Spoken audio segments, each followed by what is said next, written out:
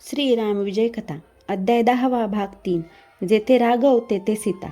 मागच्या भागात आपण बघितलं, रामाने सीतेला सांगितलं की मी आणि लक्ष्मण वनात निघालो आहोत. तेव्हा सीता म्हणाली, मला येथे ठेवून तुम्ही जाऊ नका. तसेच कराल तर माझे प्राण जातील. तुमच्यासारखा शूरवीर पती बरोबर असताना अरण्यात भय कुणाचे? जेथे राम तेथे सीता, त्याच्याशिवाय ती राहू शकत नाही. तेव्हा राम म्हणाला, तू वसिष्ठांकडून परवानगी घे. वसिष्ठांनी रामाला सांगितले, सीतेला तू बरोबर ने, तुमच्या रक्षणार्थ लक्ष्मणाला पण ने. लक्ष्मणाने वसिष्ठांकडून बाण, भाता, धनुष्य आणली.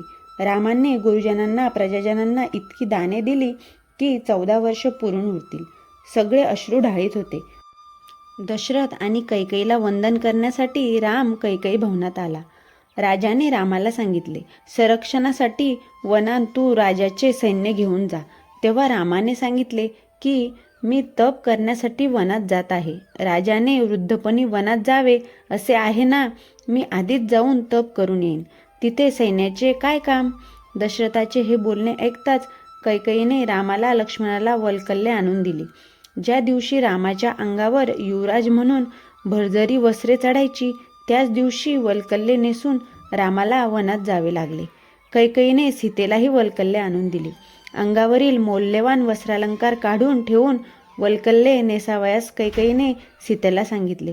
दशरथ संतापून म्हणाला, पापिनी, सीतेचे वस्त्रालंकार काढून घेतेस? तुला काहीच कसं वाटत नाही? सुमंता, जा सीतेला दिव्य वस्त्रालंकार दे. वसिष्ठही म्हणाले, सीतेने वल्कल्ले नेसण्याचे कारण नाही. दशरथाच्या आग्रहाने सुमंताने रथ आणला. सर्वांना नमस्कार केला. त्यांचे आशीर्वाद घेऊन राम, लक्ष्मण व सीता वनात निघाले. रामाच्या बरोबर अयोध्यावासी लोक निघाले होतेच. रात्र झाली. रामाची इच्छा व लोकांना आलेला थकवा यामुळे त्यांना झोप लागली. रामाने सुमंताला सांगितले, माझ्यासाठी हे लोक असेच चालतील तर त्यांचे प्राण जातील. तेव्हा गुपचूप रथ येथून पुढे काढा. तेथून सकाळी लोक उठून पाहतात तो रथासह राम गेलेला. लोकांनी तिथे इतका शोक केला की रडता रडता तेच एकमेकांना विचारू लागले, राम कुठे गेला? साधना करता करता झोप लागली तर हाती आलेले ब्रह्म कधी सुटेल याचा नेम नाही. भरधाव वेगाने रथ शृंगवेलपुराशी आला. रामाने सुमंताला रथासह परत जायला सांगितले. ते गृहकाला भेटायला निघाले.